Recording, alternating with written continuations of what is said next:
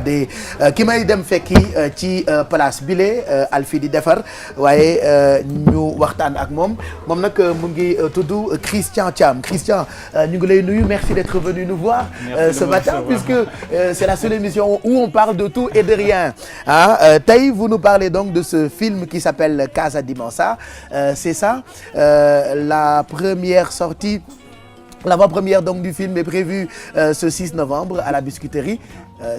L'avant-première pour la presse c'était voilà, hier, mais la première sortie c'est le 12 novembre. Ouais. Alors parle-nous de ce film. Wax ñu ci film bi waaw.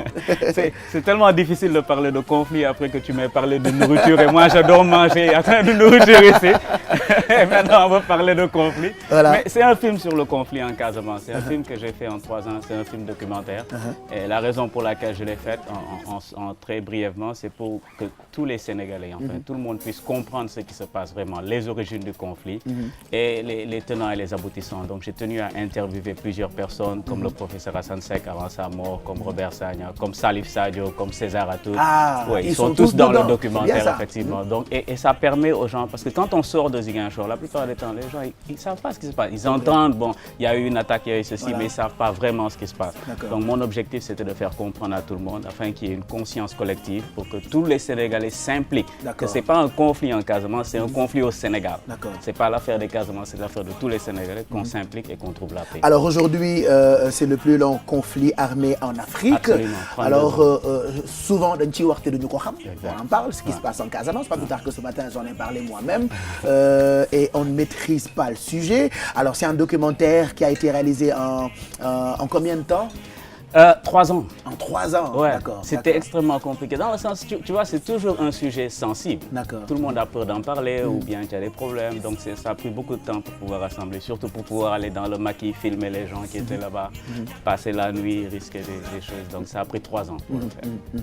Voilà, donc je rappelle que la première diffusion est prévue donc le 12 novembre au Théâtre Sorano. Ce sera à partir de quelle heure et quel sera le message du réalisateur?